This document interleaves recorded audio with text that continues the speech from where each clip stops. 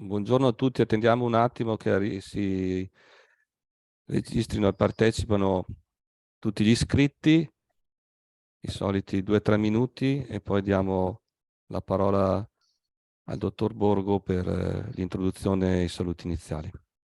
Vi ricordo che eventualmente per la chat usatela per le istruzioni di servizio, saluti, e mentre le domande e le risposte che volete porre ai relatori potete farlo nella sezione domande e risposte, trovate in basso vicino alla chat.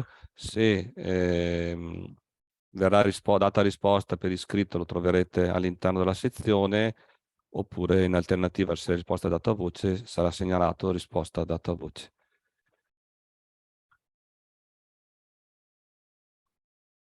Diamo ancora un paio di minuti e poi iniziamo.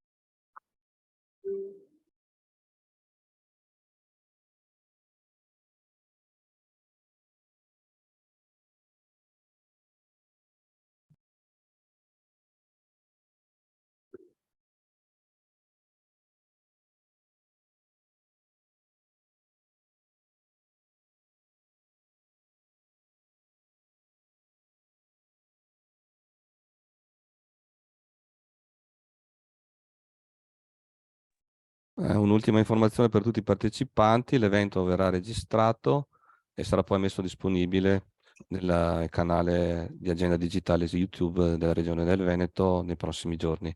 Per il materiale e gli interventi che verranno illustrati troverete tutto quanto sulla MyExtranet, nella home page. Come al solito troverete il programma, il link al materiale e il link alla registrazione.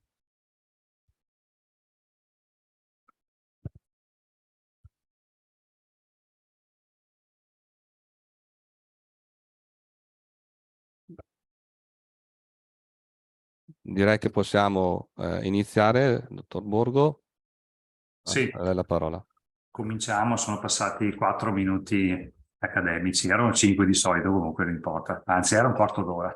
Comunque, beh, cominciamo pure e intanto saluto tutti, buongiorno a tutti e vi ringrazio di essere qui presenti a questi consueti incontri che facciamo sul territorio per raccontare un po' queste novità che introduciamo sulle nostre piattaforme.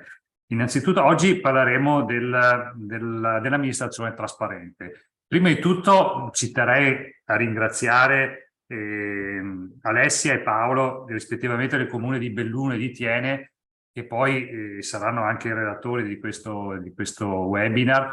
E ringrazio i due comuni perché sono quelli che hanno aiutato e hanno collaborato proprio anche a permettere di adeguare la piattaforma di MyPortal alle incombenze che normativamente costantemente vengono sempre adeguate per rispettare quella che è la trasparenza. La trasparenza è un tema abbastanza, diciamo, se non complesso, è sempre un po' oneroso, chiamiamolo. Da un lato perché ha un duplice valore. Il primo innanzitutto è che tutti noi, anche tutti noi, quando approcciamo i servizi come cittadini a pubblica amministrazione, di fronte a qualche problema siamo sempre i primi che, conoscendo i sistemi, come funzionano, pretendiamo di capire perché alcune cose si inceppano o perché rallentano. E quindi pretendiamo che ci sia questa trasparenza.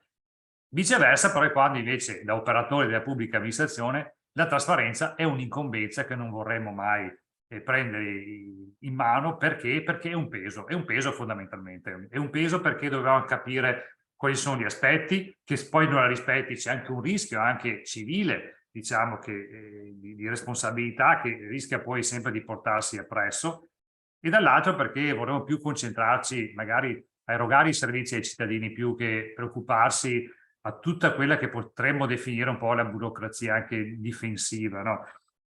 Quindi la trasparenza appunto ha questa ambivalenza, no?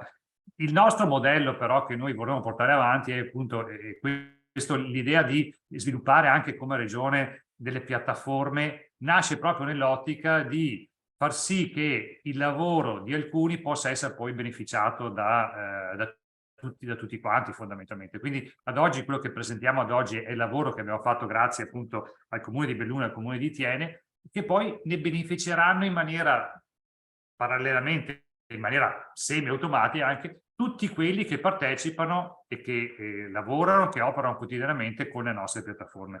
Questo è un modello che noi ci teniamo particolarmente, proprio alla gestione proprio di questo modello comunitario, perché riteniamo che la pubblica amministrazione possa migliorare solamente se miglioriamo tutti quanti assieme. Ormai ci accorgiamo sempre di più che determinate tematiche nell'ambito dei ICT, nell'ambito di quello che è la sicurezza, non è più un mestiere per i pochi, diventa un mestiere così complesso che se vogliamo farlo, perché dobbiamo farlo, perché ricordo sempre che dal piccolo comune da 180 abitanti che abbiamo nel Veneto fino alla città metropolitana abbiamo tutte le stesse incombenze e non possiamo e nessuno può tirarsi indietro. Quindi l'idea di sviluppare una comunità per noi è un aspetto fondamentale, una comunità che appoggia sui rapporti, le relazioni che abbiamo, appoggia anche su quegli strumenti che noi cerchiamo costantemente insieme con voi di portare avanti e di sviluppare. Come dicevo, oggi presenteremo quali sono le novità sulla parte di amministrazione trasparente e seguiranno poi anche nel futuro anche tutte le altre novità che stiamo portando avanti, perché poi grazie un po' anche a tutto quello che sta arrivando avanti, lo tsunami del PNRR, le novità saranno costantemente, se non dico quotidiane, ma saranno abbastanza frequenti. Quindi vi aspettiamo tutti assieme anche per le prossime novità e ringrazio soprattutto per il lavoro che ciascuno di voi quotidianamente, anche poi il tempo che dedica a sviluppare questa comunità che sta crescendo nel tempo. Vi ringrazio tutti, vi auguro una buona giornata e un buon lavoro. Io purtroppo non posso fermarmi ad ascoltare le interessanti reazioni che faranno i nostri colleghi, ma vi lascio in buone mani e vi auguro una buona giornata a tutti. Buona giornata e buon lavoro. Lascio la parola, scusate, a Stefano che introdurrà questo percorso di adeguamento dell'amministrazione trasparente. Vai Stefano. Grazie dottor Borgo. Buongiorno a tutti. Buongiorno, lavoro appunto nella direzione ICT e agenda digitale del Veneto e oggi sono qui assieme ai colleghi per parlarvi di quello che è stato introdurre quello che è stato l'approccio evolutivo sostanzialmente a quello che andremo a vedere ed approfondire grazie poi alle colleghe di Belluno e Tiene e grazie anche poi al nostro partner tecnologico.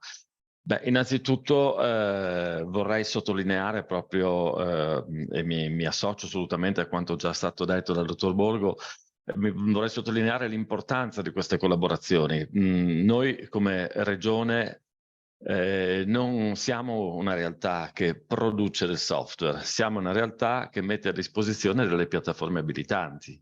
E in questo contesto appunto di piattaforme abilitanti è importantissima la cooperazione, la collaborazione, l'intervento proprio puntuale da parte delle persone del territorio, in questo caso dei colleghi del territorio che hanno conoscenze approfondite in certi temi direi molto avanzate e che quindi mettendole a disposizione in un contesto collaborativo con la Regione che cosa fanno?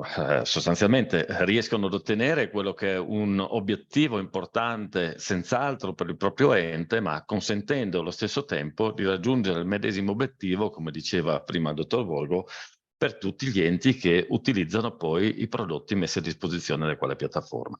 Ecco, quindi sottolineo questa importanza e sottolineo anche appunto questa bella collaborazione offerta da Alessia e Paola, che ringrazio veramente di cuore, perché nel corso degli ultimi 6-8 mesi su amministrazione trasparente abbiamo messo le mani per almeno un paio di volte. La prima per quanto concerne tutta quella che è quelle che sono le 5, chiamiamole, sezioni espositive del PIAO. Non mi addentro nei tecnicismi perché poi ci sarà chi ne sa molto più di me su questi aspetti, quindi lascio a loro senz'altro appunto questa parte. E ora appunto per quanto concerne gli ultimi obblighi ANAC che vanno ad incidere in maniera pesante su quella che è l'alberatura di amministrazione trasparente e anche sulle modalità di presentare i dati, in particolare relativi alle gare. Ecco, da questo punto di vista mi permetto però di sottolineare anche alcuni aspetti che oltre ad evidenziare quello che è stato fatto e quello che appunto verrà presentato oggi nel contesto di questa evoluzione di prodotto, sarà quella che è la strada sostanzialmente che, grazie alle nuove linee guida Agid, andranno ad incidere anche sull'amministrazione trasparente. Mi spiego. Sappiamo appunto che nell'ambito del PNRR, in particolare nella misura 141, parte cittadino informato, ci sono tutto un insieme di regole appunto che Agid ha dettato e che dovranno essere messe a fuoco, messe proprio a dimora appunto nel contesto espositivo di quello che è il portale informativo dei cittadini. Bene, in quel contesto anche amministrazione trasparente avrà un ruolo leggermente differente dal punto di vista comunicativo rispetto a quello che ha avuto fino ad oggi, non dal punto di vista della norma, che ovviamente tutto resta inalterato. Quello che cambia che cos'è? È che nelle nuove linee guida Agid non è più pensabile, perlomeno se non con difficoltà enormi, riuscire ad esporre un'amministrazione trasparente nel contesto del proprio sito slegata da quello che è il dominio del sito stesso o peggio ancora slegata da un contesto di ricerca omogeneo. Perché questo? Perché appunto le nuove linee guida Agid, PNRR, che non andrà ad interferire, come sappiamo, in termini poi di asseverazione all'interno delle singole voci di amministrazione trasparente, perché quelle restano in capo sostanzialmente ad altra normativa di riferimento, che è quella sulla quale abbiamo agito, sono le modifiche che oggi andremo a vedere. Ecco, dicevo, in quel contesto sostanzialmente l'amministrazione trasparente del particolare ente dovrà essere esposta o nel contesto del medesimo dominio dell'ente, quindi www.comune.nomecomune.siglaprovincia.it, oppure nel contesto di un sottodominio del dominio principale dell'ente.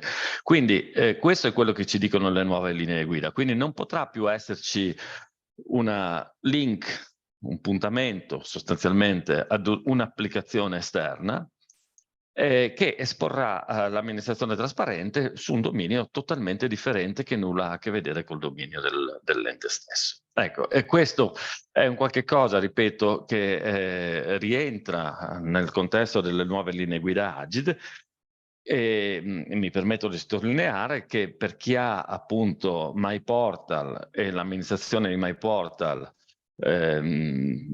sostanzialmente non andrà ad avere impatti negativi di nessun tipo, perché è già così, cioè già in questo istante amministrazione trasparente viene esposta nel medesimo contesto di dominio nel quale viene esposto appunto il sito presentato con MyPortal.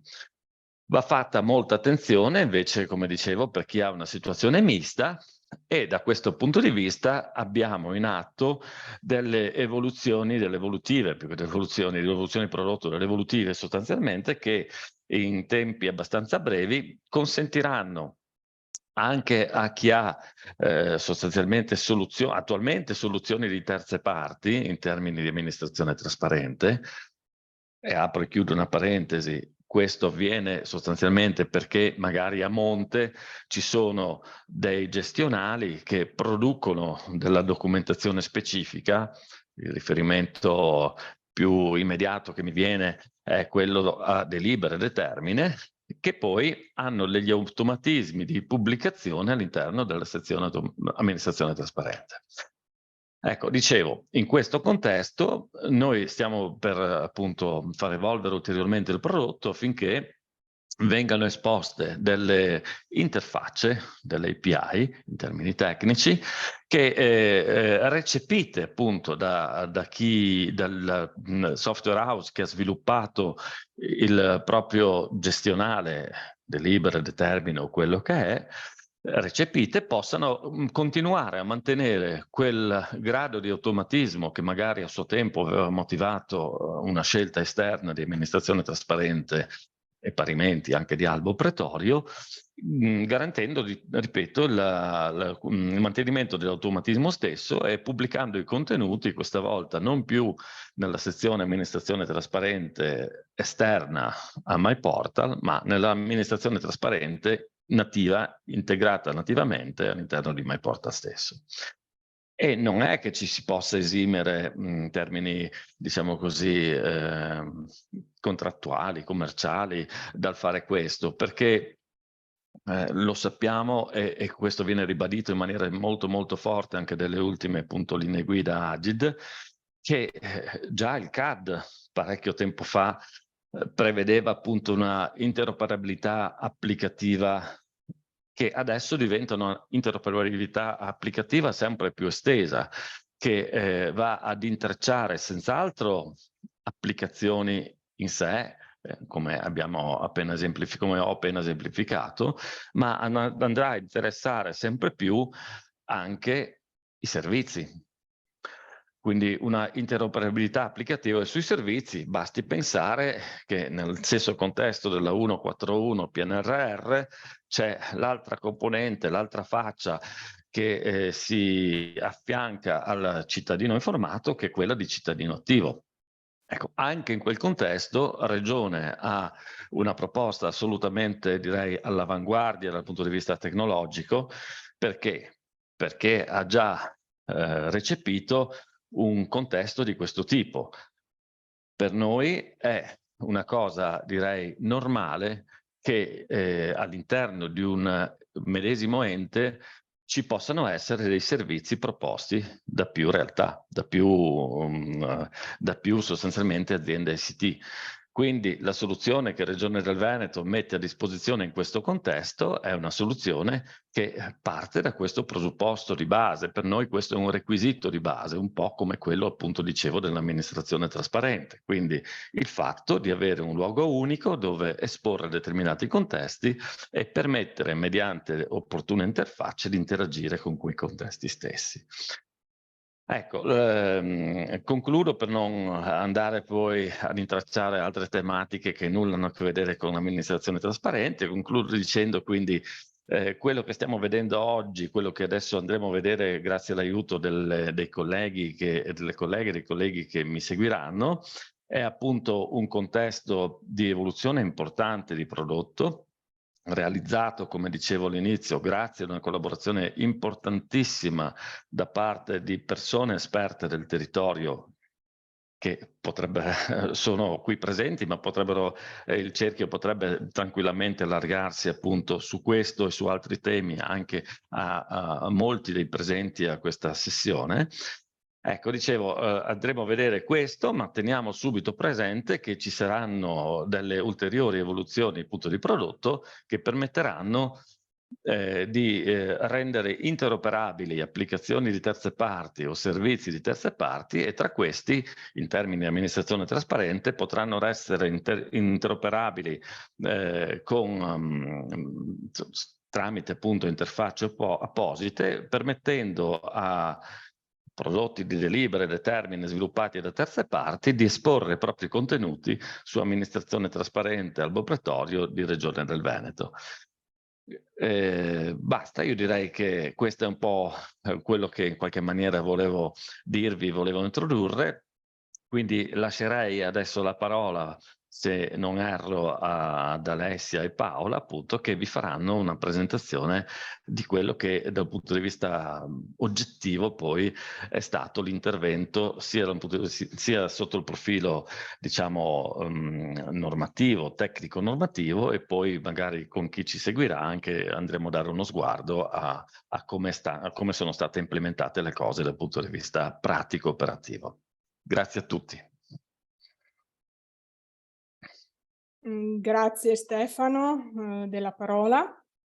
Io vi faccio un po' un cappello introduttivo e vi spiego come è nata questa modifica ad amministrazione trasparente. Io e Paola Masetto del comune di Thiene abbiamo lavorato in coppia, perché ci sono degli aspetti, ci sono più aspetti che sono stati considerati in questa modifica di amministrazione trasparente. Ci sono gli aspetti contenutistici e aspetti giuridici che ha curato di più Paola, e poi una traduzione di questi aspetti giuridici in un primo linguaggio informatico che ho fatto io. Infatti Paola è più giurista e io sono un ingegnere informatico, e poi abbiamo passato tutti i nostri studi a Paolo Bertuzzo, che ha tradotto i nostri studi in quello che vedrete poi di amministrazione trasparente. Le due cose, la parte contenutistica giuridica e la parte tecnica, non possono prescindere una dall'altra, anzi vanno integrate. E quindi ecco perché ci siamo messi in coppia a lavorare. Ecco. Allora, sono state fatte due tipologie di modifiche ad amministrazione trasparente. La prima del PIAO, perché sapete che nel PIAO è stato introdotto il PIAO con il piano integrato di attività e organizzazione, che è stato introdotto nel nostro ordinamento dall'articolo 6 del DL 80/2021, poi convertito in legge 131 del 2021. E guardando i quaderni dell'ANCI, e adesso mi permetto di condividervi uno dei quaderni. Scusate, eccolo qua. Abbiamo trovato le sezioni, io ho aperto il quaderno 37 dell'ANCI al capitolo 5, dove ci sono descritti tutti gli adempimenti successivi all'approvazione del PIAO.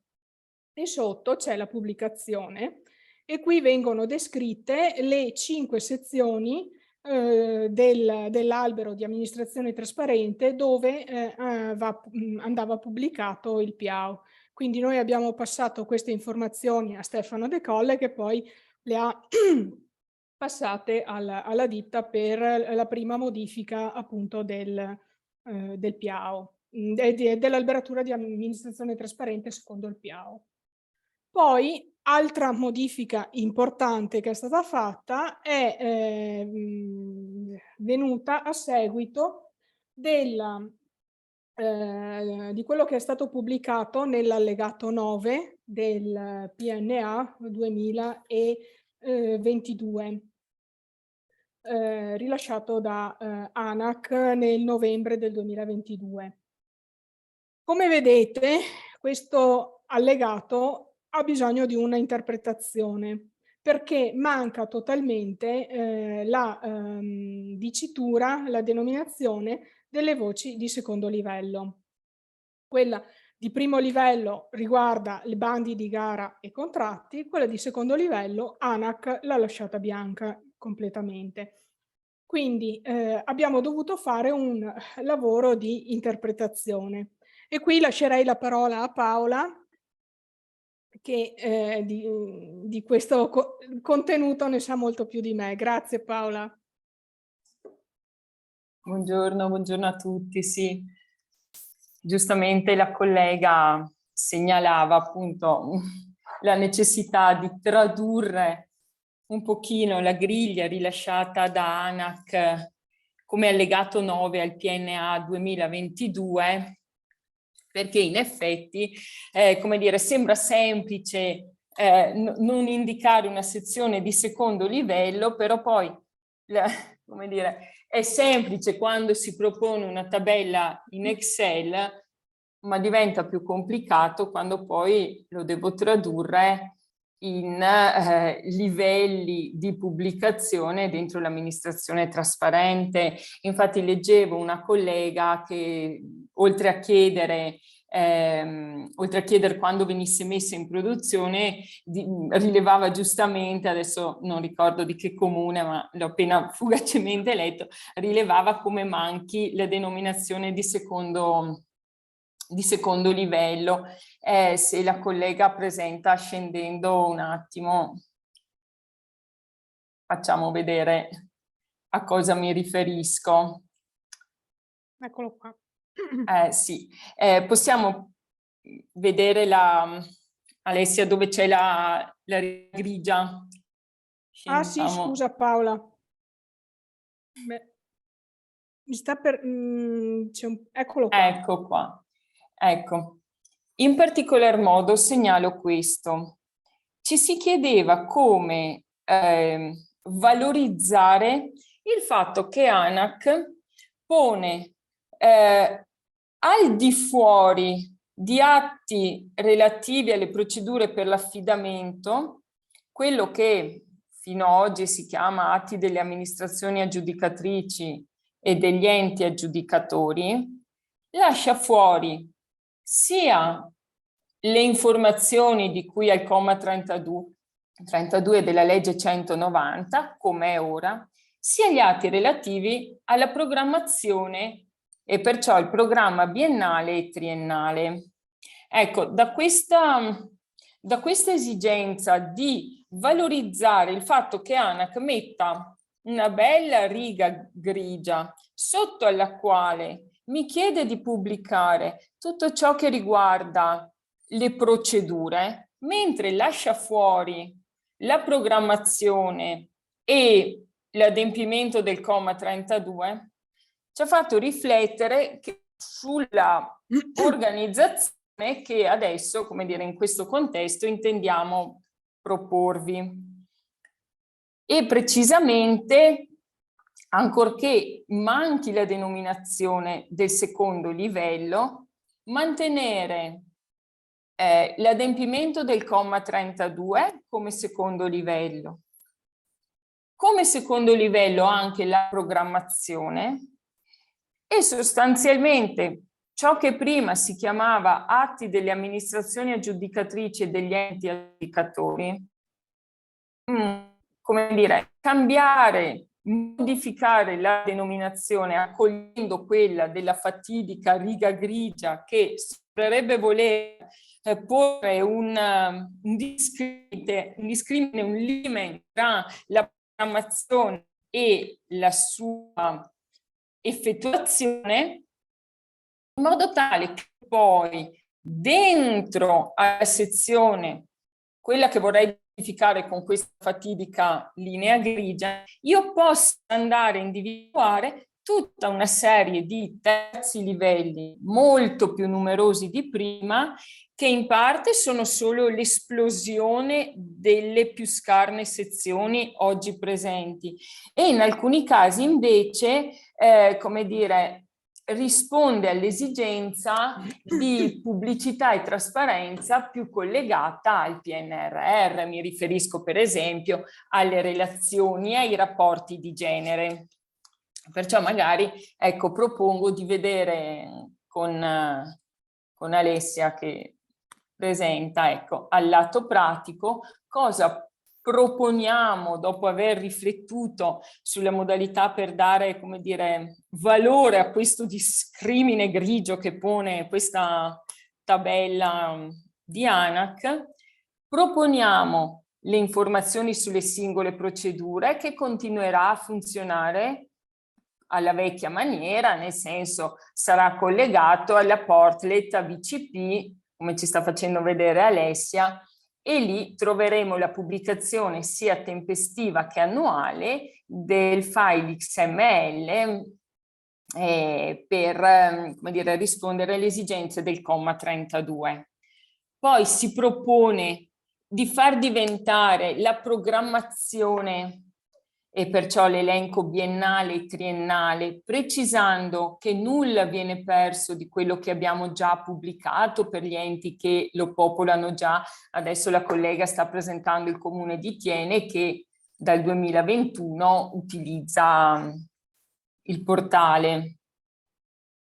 E far diventare, diciamo, mantenere come secondo livello atti relativi alle procedure per l'affidamento di appalti. Se avete potuto apprezzare proprio la dicitura della riga grigia della tabella di ANAC, in modo tale poi che questa contenga le denominazioni del singolo obbligo, come esplose in tantissime voci dall'ANAC appunto in questa tabella. Preciso ulteriormente cosa vogliamo proporvi, salendo nella sezione, ecco, la prima, atti relativi alle procedure per l'affidamento.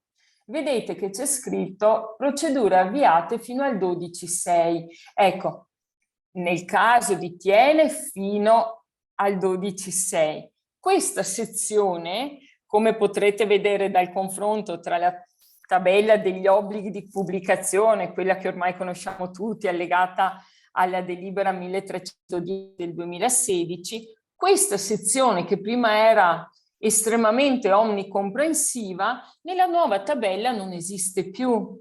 La necessità però di mantenerla nasce dal fatto che abbiamo a parte il fatto di avere l'obbligo di mantenere la pubblicazione 5 anni, ma non relegarla ad uno storico, perché sicuramente chi sta usando già questo portale si porrà la domanda di salvaguardare tutto ciò che magari ha pubblicato anche solo 2 giorni prima dello switch alla nuova versione e poter continuare a vedere nelle date corrette ciò che ha già pubblicato e poter iniziare l'implementazione secondo le nuove indicazioni di ANAC. Oggi la collega dell'ufficio gare mi segnalava cosa devo fare, perché io quando ho pubblicato il bando ho detto che tutta una serie di cose sarebbero state pubblicate in quella sezione lì.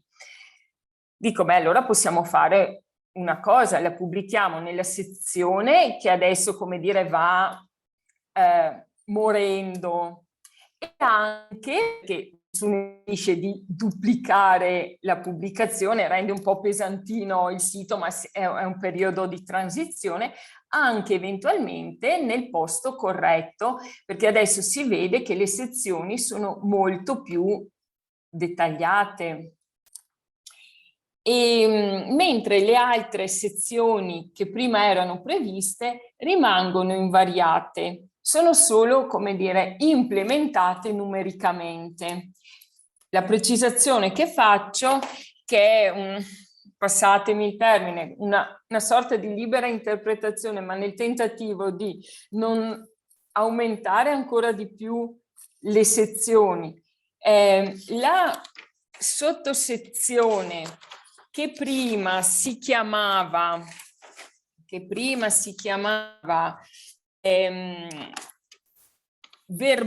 provvedimenti che determinano le esclusioni e le ammissioni, adesso si chiama verbali delle commissioni di gara. Lo abbiamo accorpato tutto lì. Adesso non c'è più una sezione specifica per i provvedimenti che determinano le esclusioni e le ammissioni.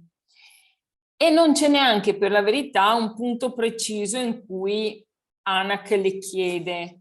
Per cui la nostra proposta è di assorbire tutto in questa sezione. Se però, come dire, così, in questo momento di confronto si ritiene di dover comunque tenere le due sezioni separate, ecco, precisando però che la sezione provvedimento che determina le esclusioni e le ammissioni tendenzialmente va a morire, in quanto non è più previsto come quello che noi così gergalmente abbiamo sempre chiamato terzo livello dell'alberatura.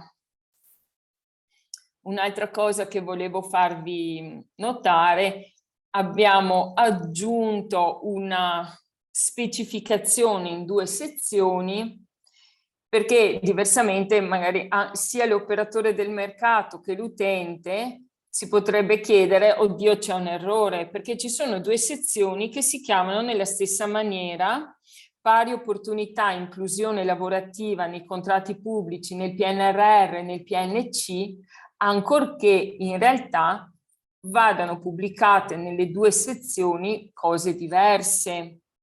Allora, una l'abbiamo chiamata documenti all'esito della procedura e una l'abbiamo chiamata documenti alla conclusione del contratto. Abbiamo fatto parecchie riflessioni su come distinguerle, citare la norma, il comma. Poi così noi proponiamo una dicitura più, come dire, lessicale, più in italiano, in modo tale che sia più... Se l'amministrazione trasparente serve in primis per il cosiddetto controllo diffuso da parte del cittadino, allora abbiamo così optato per una dicitura più in forma italiana che non, come dire, che utilizzi il singolo riferimento normativo. Ecco. Poi cos'altro segnalare? Niente, volevo magari, se con l'aiuto della collega facevamo vedere, ecco, c'è stato un errore, ho caricato un verbale della commissione di gara di una gara che è stata aperta il mese scorso.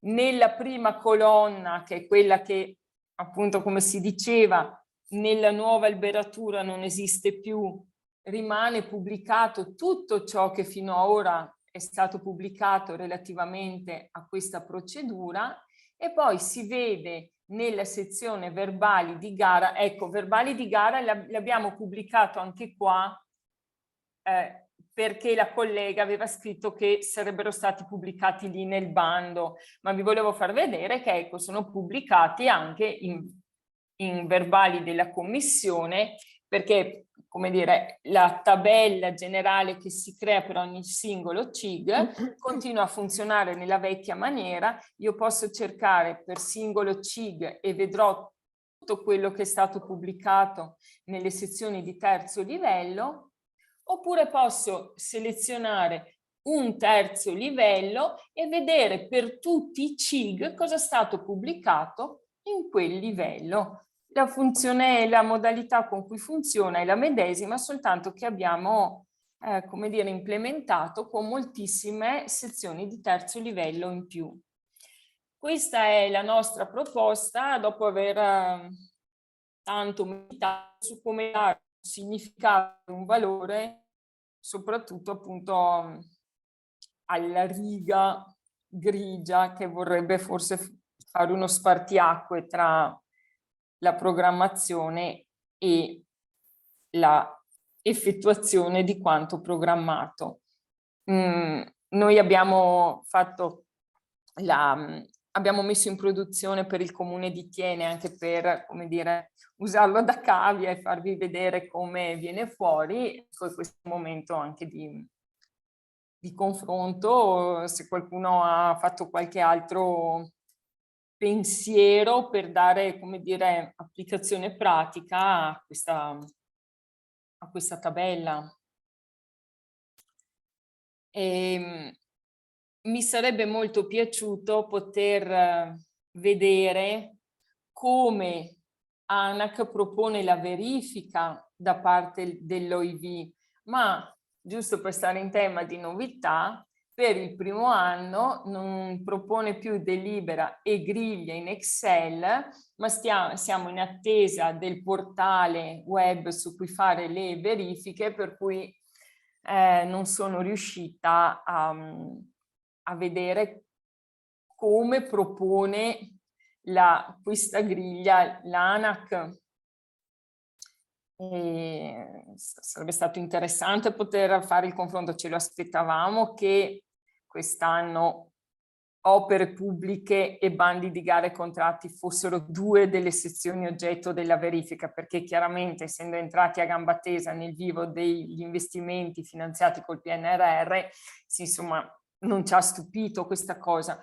Questa è, ecco, la nostra proposta che avete visto materialmente messa in pratica per il Comune di Thiene.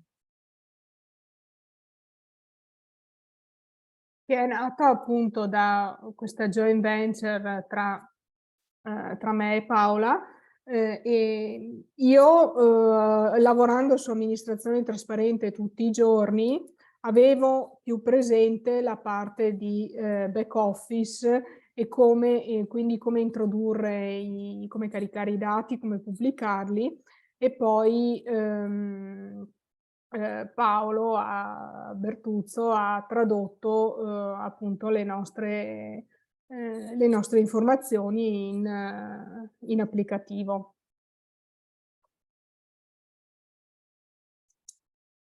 Ecco, rispondo, c'è un collega che dice: secondo voi è necessario quindi che ci siano 2 sezioni, una fino al 36 e una dall'1-7? No, ecco, abbiamo proprio lavorato perché ci sia assoluta continuità, non c'è necessità, cioè solo per una sezione, che è quella che per me è fino al 12-6, perché non esiste più questa sezione. Rimane una sezione che, come dire, tenderà.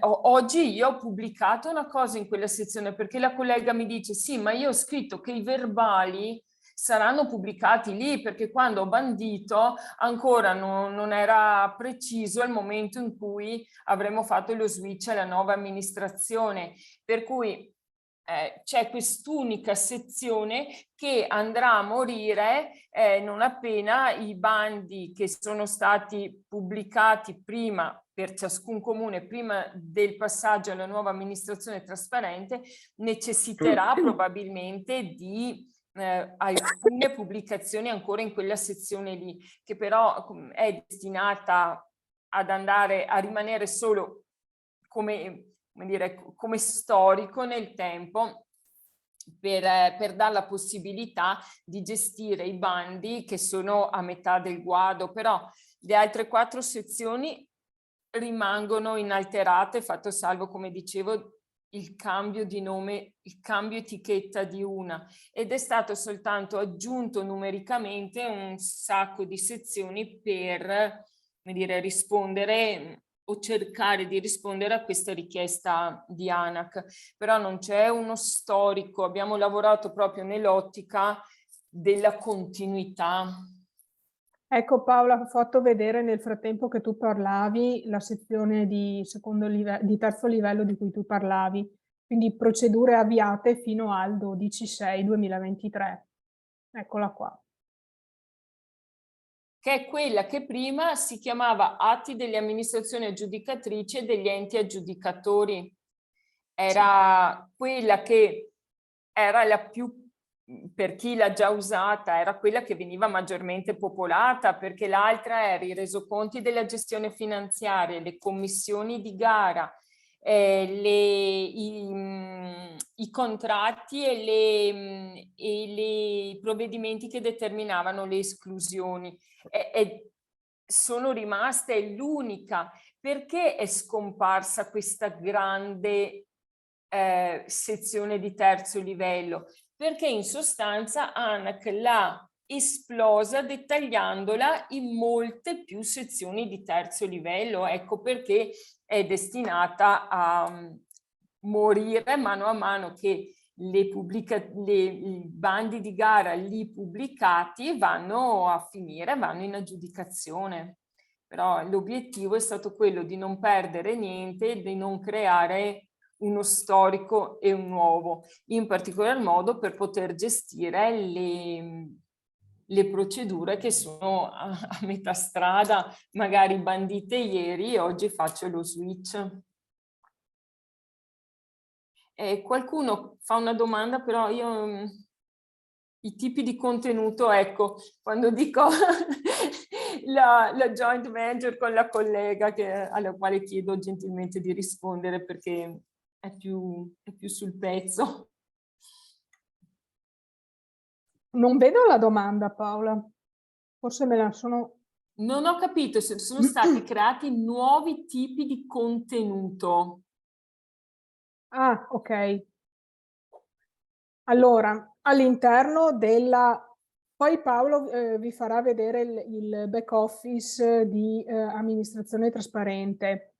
Comunque, nella videata di inserimento della gara, scusate, sono stati aggiunti tutti i campi che poi permettono di popolare le voci sia della tabellina del tabellone grande, sia tutte le voci di sinistra del menu, le 20 e più voci di terzo livello che sono state create. Quindi quando vi verrà aggiornata la versione di amministrazione trasparente, nella scheda della gara troverete tutti i campi dove inserire le varie informazioni.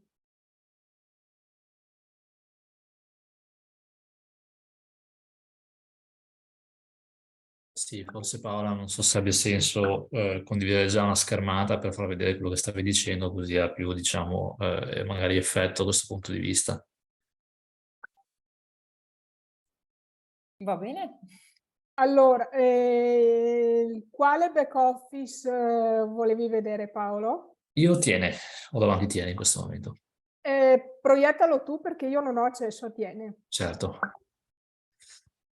Allora, essenzialmente questo qui è il back office, quindi la My Intranet che nota, diciamo, tutti quanti quelli che usano il prodotto MyPortal 3, amministrazione trasparente dell'impianto di Tiene. Di fatto questa qui è una gara, quindi il tipo di contenuto rimane il precedente tipo di contenuto, non cambia.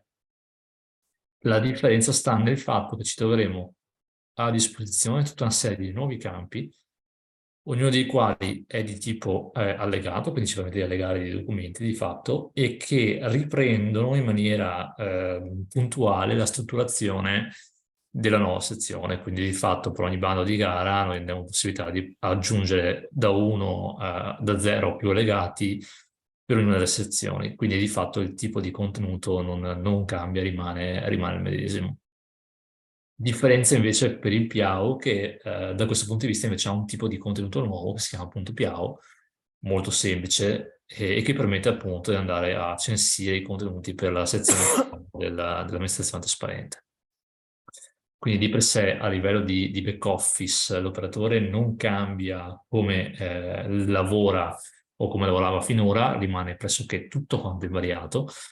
Il tipo di contenuto rimane la gara dell'amministrazione trasparente, quindi quel tipo di contenuto stesso che si usava finora, verrà di fatto semplicemente corredato di tutta una serie di nuovi campi che poi sono utilizzati per andare a popolare tutte quante le sezioni della tabella relative alla nuova programmazione, quindi di fatto aggiungendo nel contenuto specifico gli allegati nelle sezioni corrispondenti, tipo avvisi di preinformazione, avvisi di preinformazione, questi compariranno nella tabella nei punti indicati. Quindi di per sé il contenuto rimane identico. Tutte le sezioni che andiamo a popolare da questa voce di menu fino alle foglie, cioè fino a tutte le tabelle sottostanti, sono sempre e comunque popolate a partire dalla stessa cartella, quindi dalla cartella atti delle amministrazioni e cartelle sottostanti.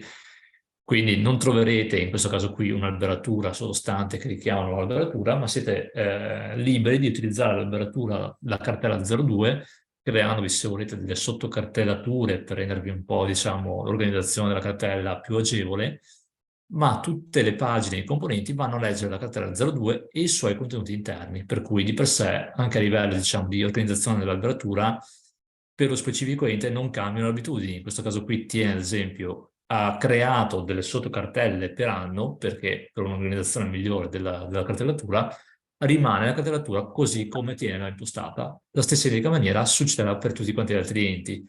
Non andremo a toccare questa alberatura che rimarrà quella che avete a disposizione tutt'oggi, tuttora. Semplicemente il tipo di contenuto, amministrazione trasparente, bande e gare di contratti, ha qualche campo in più. Ogni campo è relativo a ognuna delle sezioni corrispondenti alla tabella che vi ha descritto Alessia, che vi ha descritto Paola poco fa. Quindi a livello di back office, diciamo, non cambia assolutamente nulla. L'unica cosa che è stata aggiunta di fatto è per il Piao un tipo di contenuto dedicato che ci permette di specificare per anno una serie di allegati da indicare per il piano di performance di quell'anno. quindi di per sé diciamo che la trasformazione, la patch, l'upgrade rimarrà pressoché molto trasparente, molto indolore da questo punto di vista, non richiede che venga fatto nessun tipo di intervento da parte degli operatori dei comuni, se non quello di andare a censire per i nuovi bandi di gara da qui in poi tutte quelle informazioni che serviranno. Quindi da questo punto di vista è un aggiornamento che non andrà a richiedere al comune o all'ente specifico nessun tipo di impegno. Paolo, scusa se intervengo, così mi confermi insomma la risposta a alcune domande. Andranno quindi create le pagine per le voci di terzo livello? No, nel senso che, giusto? Che verranno create automaticamente, quindi okay. l'aggiornamento che noi andremo a fare nei prossimi giorni creerà automaticamente tutte le nuove pagine, tutta la nuova sezione e andrà a risistemare la sezione spostando le voci del menu come servono, quindi è qualcosa che riceverete in maniera, diciamo, trasparente. Un'altra domanda che è simile, dice, dobbiamo procedere noi alla ristrutturazione della sezione, procede la regione, procede la regione. Idem, sì, esatto. Naturalmente poi la domanda è anche, ma quando è previsto lo switch per l'aggiornamento di amministrazione trasparente? Quindi se puoi indicare quali sono insomma le modalità con cui avverrà il dispiegamento dell'amministrazione trasparente sui vari, diciamo, enti. Allora, le date precise ce le ha Stefano. Sì, rispondo Sì, io su questa domanda. Ecco, allora cosa succederà proprio tenendo presente di tutto quanto è stato appena esposto?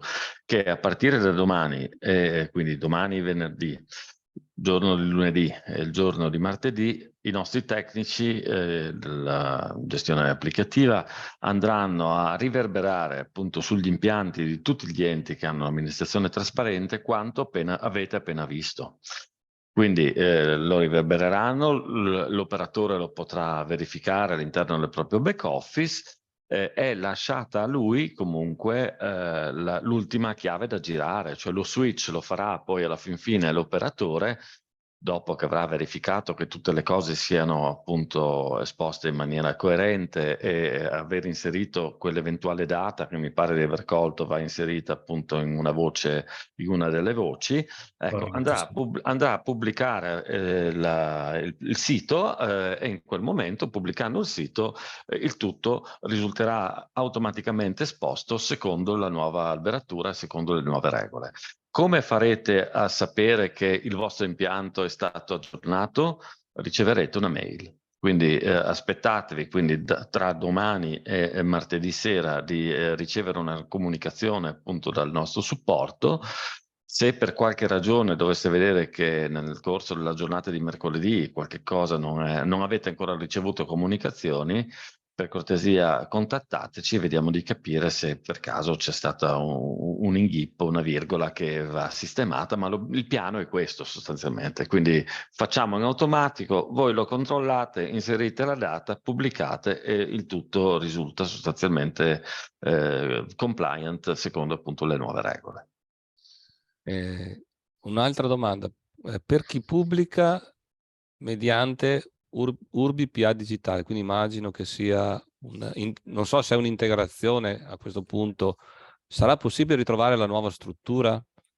Non so. Non ho capito la domanda. No. Allora, se loro pubblicano con una, diciamo, Urbi PA digitale, immagino che sia un applicativo. Non conosco.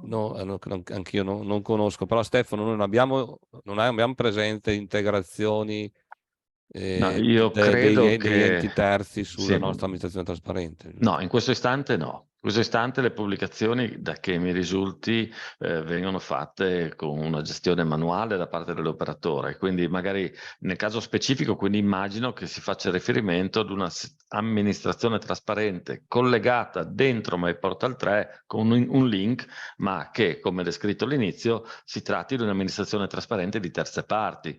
Quindi in quel caso lì la domanda, se fosse così, la domanda va rivolta proprio a chi gestisce quella terza parte, insomma quell'amministrazione trasparente. Se non fosse così, contattateci pure via mail a cluster.myportal@regione.veneto.it e vediamo appunto di capire il caso specifico. Un'altra domanda che però è nella sezione delle chat: l'inserimento dei documenti per ogni singolo affidamento, sia PNRR e non, andrebbero inseriti in primis nella pagina relativa alle gare? Non so se Alessia ci può aiutare su questa cosa. Allora, dal punto di vista del contenuto abbiamo capito molto allora, dal punto di vista del bene la contenuto si domanda. usa sempre il contenuto gare, quindi è indifferente, no? Forse Allora, anche nel PNRR non c'è una sezione specifica per il PNRR.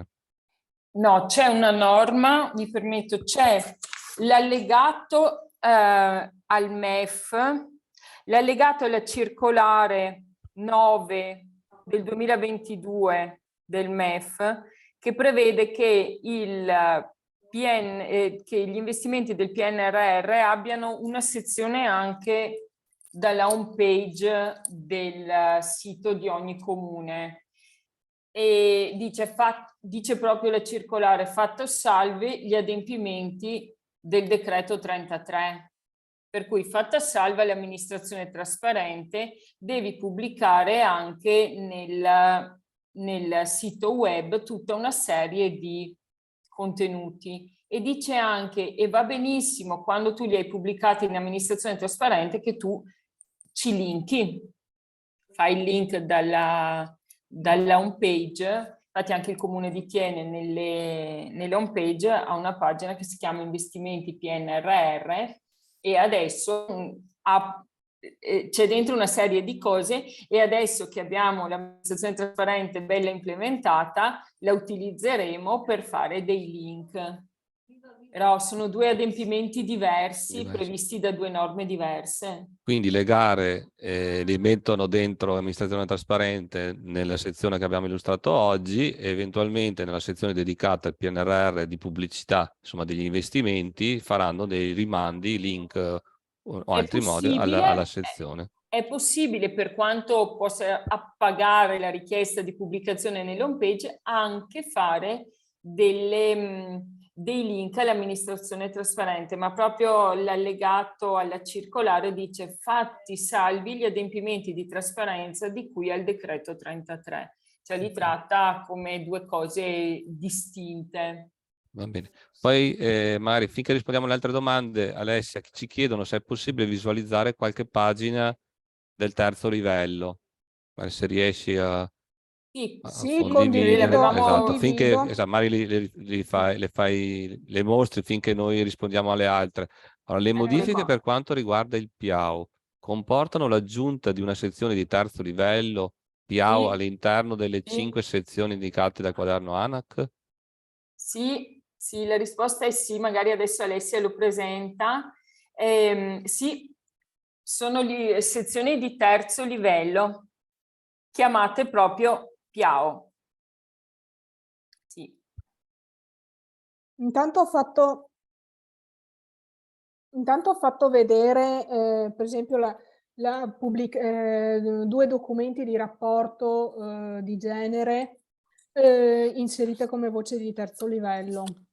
Questi sono inseriti in pari opportunità e inclusione, documenti all'esito della procedura, perché si tratta di aziende con più di 50 dipendenti che devono darci l'ultimo rapporto biennale che hanno a disposizione. E siccome avevo il caso pratico per le mani, l'ho pubblicato in modo così da far vedere, ed è relativo a una gara che è stata aperta 2 mesi fa, e perciò tutti i suoi documenti sono stati pubblicati in quella sezione che adesso un po' alla volta andrà a morire perché nella nuova alberatura non c'è più. Però rimane lì, è la prima colonna della tabella generale che ricerca per CIG, in modo tale da non perdere per alcuna gara nessun documento. Ok. Eccola qua. Questa questa colonna qua, che è quella che andrà a morire. Adesso vi presento il file. Questa è la griglia, diciamo, di amministrazione trasparente, in cui noi abbiamo segnalato, per poi passare appunto a Stefano De Colle, dove sono stati inseriti le voci del PIAO. Possiamo vedere per Tiene, Alessia, che così si vede. Io Sì, perché la domanda poi dice, quindi pubblichiamo il PIAO in una sottosezione e linkiamo nelle altre sottosezioni. Non riesco a capire la domanda. Allora, il PIAO ha una sua sezione, quindi dalla parte...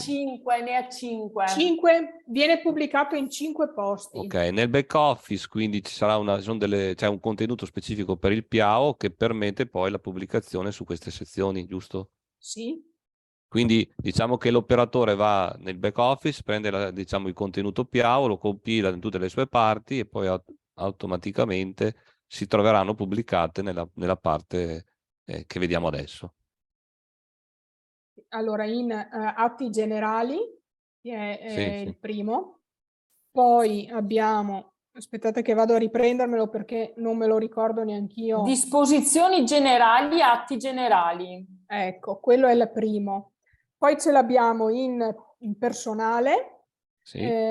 dotazione organica, eccolo qua, dotazione organica PIAO, quindi il corrispondente lo trovate in Tiene. Personale, dotazione organica PIAO. Sì, ma in questo caso la pubblicazione è stata fatta una volta sola, No, poi... allora c'è stato un errore nel caricamento, eccolo. Eccolo Okay. qua. Sì, voi l'avete pubblicato nel back office una volta sola, poi il sistema lo rende visibile nelle sezioni che avete... Allora, non carico io, il collega mi ha detto in realtà di no, che è andato a pubblicarlo tutte e 5 le volte, Okay. però adesso questo con il beneficio del dubbio perché ecco non carico materialmente io. Paolo, tu puoi darci una mano su questa cosa di PIAO? Allora, fatemi controllare, non vorrei dire una scemenza, ma in realtà il PIAO dovrebbe recuperare i contenuti da una sola cartella, quindi nonostante sia in 5 sezioni differenti, no, scusate, il PIAO in realtà ha 5 cartelle differenti, ognuna delle quali chiaramente ha delle pubblicazioni differenti, quindi va pubblicata su ogni cartella differente che corrisponde alla sezione dell'alberatura dove si trova quella cartella specifica. Quindi diciamo in ogni cartella si metteranno i documenti relativi a quella sezione. Giustamente. Okay. Non c'è una cartella unica per cui le 5 sezioni non vengono Infatti popolate. il collega me l'aveva detto che non c'era la cartella unica. Esatto, Okay, quindi, quindi sarà compito insomma dell'amministrazione decidere cosa mettere nelle 5 cartelle. No, nelle 5 cartelle va sempre messo lo stesso documento. Sempre Va il PIAO. messo lo stesso documento che si chiama PIAO in tutte e 5 le sezioni di terzo livello che si chiamano uguali. Si chiamano PIAO. Dentro a tutte le 5 sezioni di secondo livello si trova un terzo livello che si chiama PIAO. Il documento che va pubblicato è sempre lo stesso perché la giunta quello delibera e in 5 posti va messo. Vabbè. Ma allora Paolo si può forse creare, possiamo... Scusa Nicola, sì. si può creare l'allegato nella prima versione e poi nel primo contenitore e dopodiché quando si compila la scheda richiamare quell'allegato inserito una volta sola all'interno della prima sezione. Ok, adesso è più chiaro. Certo. Però bisogna qualcosa di manuale bisogna fare. Sì. Ecco, non è che gli allegati vengano replicati 5 volte. Gli allegati si caricano una volta e poi vengono, tra virgolette, ripescati nelle varie sezioni. Okay. Sì, diciamo che per mantenere una filosofia anche di comprensione dell'alberatura dell'amministrazione trasparente, che è un'alberatura molto complessa per l'operatore, la filosofia di avere, diciamo, uno a uno in maniera identitaria, una cartella sul front-end e una cartella sul back office, l'abbiamo mantenuta come filosofia anche per aiutare l'operatore chiaramente a muoversi all'interno dell'alberatura, perché creare, diciamo, casi speciali in cui tante pagine magari vengono popolate con una cartella unica è difficile poi per da comprendere per un operatore, è più facile poi seguire invece a occhio quella che è l'alberatura del front-end e l'alberatura del back-office, perché si ha, diciamo, uno a uno una corrispondenza pagina-cartella. Ok. C'è un'altra domanda. Eventuali contenuti che caricheremo entro il 30/6 relativi a bandi di gara pregressi dovranno essere inseriti nella sezione che andrà a morire o in quella nuova? La sezione rimane la stessa, per cui in realtà vanno inseriti nella stessa sezione e da quando si avrà l'aggiornamento automaticamente diciamo, sarà visibile il contenuto sia nella vecchia sezione che in quella nuova, solo che in quella nuova sarà privo dei campi aggiuntivi che vengono richiesti. Non si può caricare il PA in un punto solo e poi configurare il widget delle altre pagine in modo che mostri i contenuti di tipo PA della prima pagina? Si può farlo l'ente su propria volontà. Diciamo che a livello di architettura generale, come ho detto poco fa, manteniamo una filosofia in cui per ogni pagina del front-end esiste una cartella del back-office per rendere più agevole il lavoro di un operatore che chiaramente magari, immaginate un operatore che si avvicina all'amministrazione per la prima volta, serve una logica che sia in grado di facilmente capire come sono distribuiti contenuti e pagine. Chiaramente l'ente può decidere di andare nelle pagine del PIAO e dire a tutte quante le tabelle di quelle pagine lì di pescare i contenuti da un'unica cartella comune a tutte quante le 5 pagine, non è vietato, diciamo. Ok, quindi è possibile. Bene, vedo che la domanda ha avuto una risposta, ha detto grazie, quindi penso che abbiamo risposto positivamente alla richiesta. Non vedo ulteriori domande, per cui vi chiedo se avete di porle nella sezione. Speriamo di aver dato... poi il terzo livello l'hai fatto vedere prima, giusto? Sì. Abbastanza... Sì. Stefano? Ma direi che se non ci sono altri quesiti, resta valido quello che abbiamo detto, quindi da un punto di vista pratico, operativo, appunto nei prossimi 3 giorni lavorativi, venerdì, lunedì e martedì, verrà fatto appunto questa plasmatura verso il basso, questa spalmatura sostanzialmente di queste nuove feature, di queste nuove evoluzioni.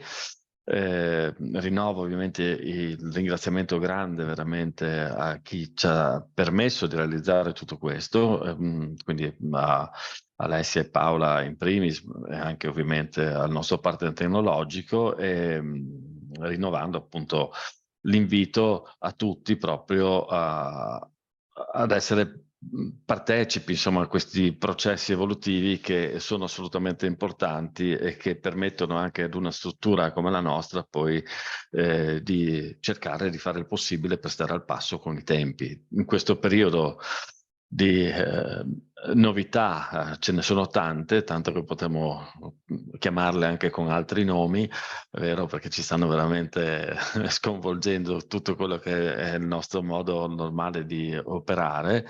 È comunque una bella cosa, è una grande sfida perché stiamo di fronte appunto ad una trasformazione digitale importantissima che sta coinvolgendo in un momento diciamo abbastanza ristretto veramente un ambito 360 gradi. Come vedete però, come nel caso dell'amministrazione trasparente, il focus è sempre direi sempre più il cittadino che vuole informarsi, il cittadino appunto che ha bisogno di capire, di conoscere, e quindi noi cerchiamo di operare, appunto, ripeto, con la collaborazione del territorio affinché questo possa avvenire. Ecco, non so se nel mentre c'è ancora qualcosa, Nicola, o se possiamo Ma ci sono chiudere. alcune ultime domande che riguardano il caricamento dei contenuti e poi se metti la mail in chat così chi non è riuscito a segnarsela se la può copiare.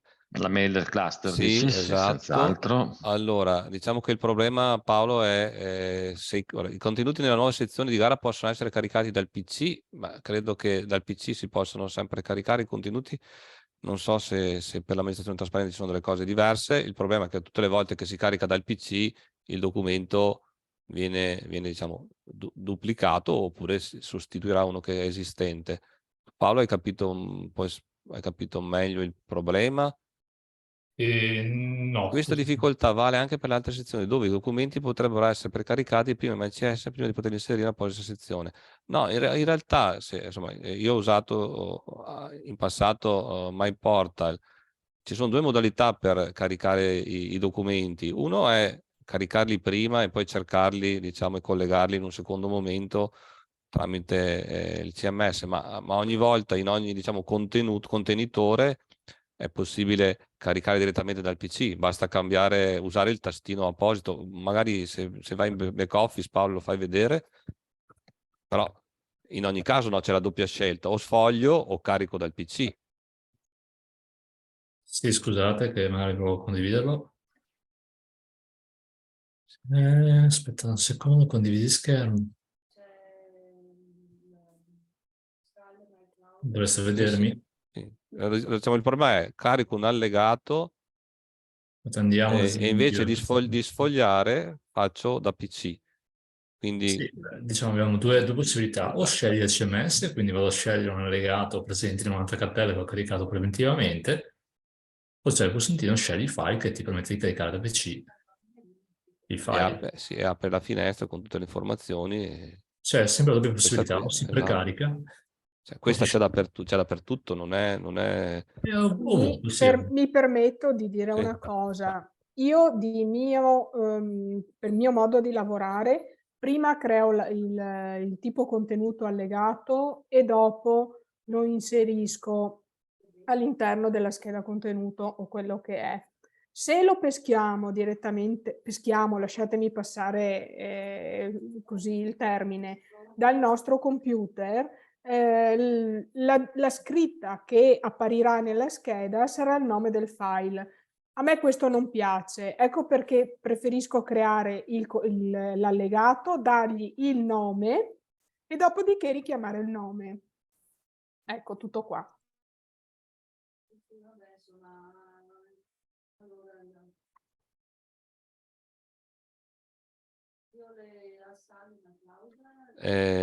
Paolo, confermi che non si può dare il nome al file nella fase di caricamento da PC? Cioè che non si può cambiare l'etichetta? Mi sembrava che anche questo fosse... Mi sembra sia possibile, adesso esatto, un sì. dettaglio molto fine, però mi sembra sia possibile quando si sceglie l'allegato cambiare il nome che compare nella casella di testo bianca sopra l'allegato. Si può proprio cambiarci il nome. Proviamo, cambiamo 5 minuti questa cosa. Quindi, giusto per capire, se non sbaglio, anche qualora io abbia caricato un allegato, possiamo caricare questo, ad esempio. Allora, aspetta un secondo, senza andare a creare allegati nuovi, Sì. sottile.